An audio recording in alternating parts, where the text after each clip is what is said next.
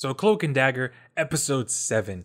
Guys, this wasn't even the best episode to come in on, but oh my god, they have been killing it.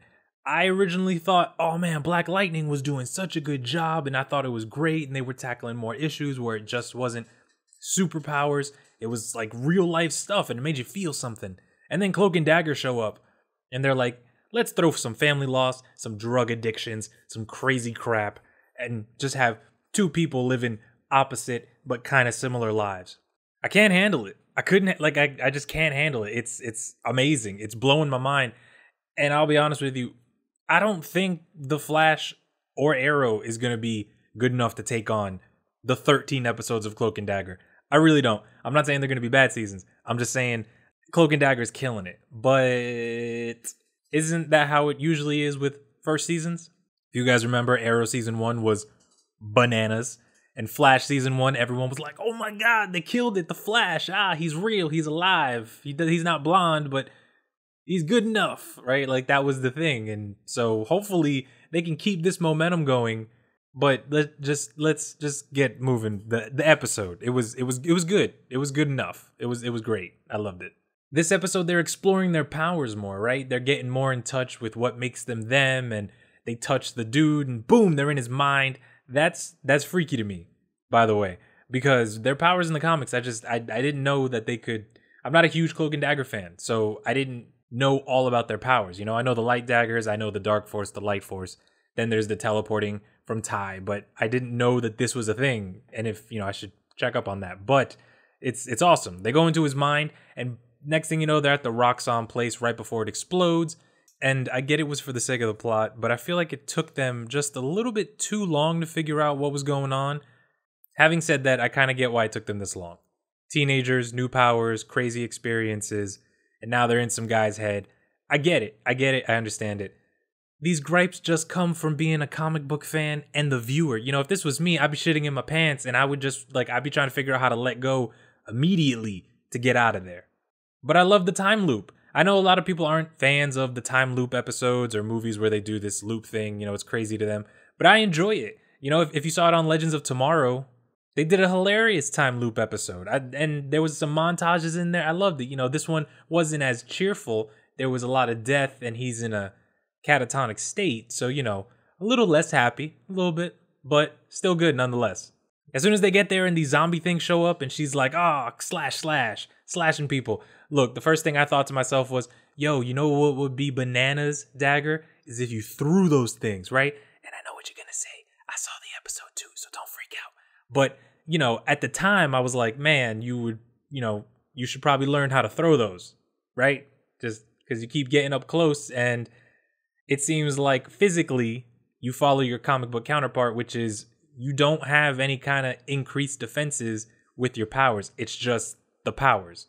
So that would be helpful. And Ty is my biggest concern because, he's just teleporting right now. He doesn't know how to absorb people into his dark force and then throw them out traumatized for life. So, he's a little bit of a liability right now. And now that the guy that they're trying to save is not only catatonic in the real world, but inside of his mind, it's just completely banana pudding. They got to figure out how to get him out. Ty can't do it by himself. And you would think, oh man, Dagger got this. But no, oh my goodness. They had her father come back to life over the phone, and amazing service somehow. And she just gets caught up in the emotions, and she just doesn't want to leave. And it hurt me because, damn, what would I do if my dad came back from the dead? I mean, he's not dead, right? I don't know where he is, but I know he's not dead. I don't think so. Maybe.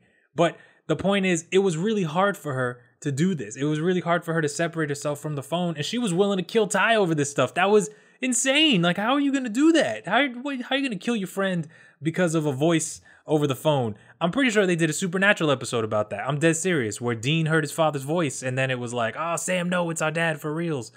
Now, I mentioned the daggers twice, right? So, she tried to kill Ty with the daggers, and she was also killing people with the daggers. It blew my mind when he took his hand off of the guy, and then he goes back in, and she was there for way more than 200 times. Because I knew that time didn't move relative to the outside, but I didn't know it moved that fast. That was insane. And she also learns to use the daggers in a different way. She's throwing the daggers now, just killing people.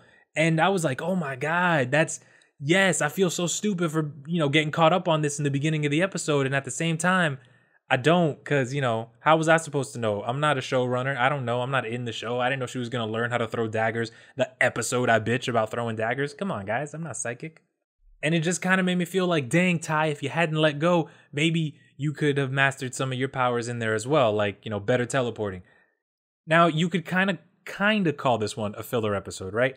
Because it didn't actually move the story along. What it did was it gave Tandy time to kind of grow with her powers, right? She learned how to throw the daggers. It gave Ty and Tandy a bunch of time to grow closer and bring them together, other than the fact that they were kids who survived an explosion and a crash and got powers, like kind of have them bond like they are in the comics, So that was good.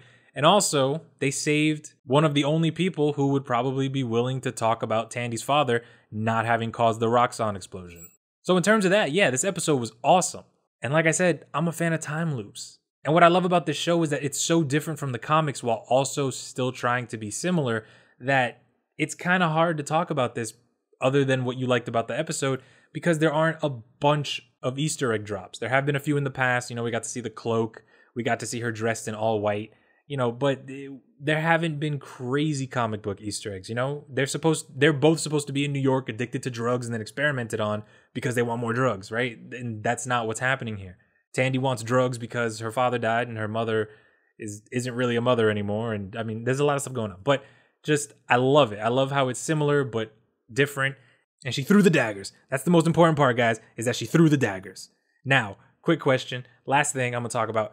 Is no one else concerned that Roxxon's probably going to come kill this guy when they find out that he's not catatonic anymore? I don't know. Let me know what you guys think about it in the comment section below. What do you guys think about the episode? Tell me. I will see you guys in the next video.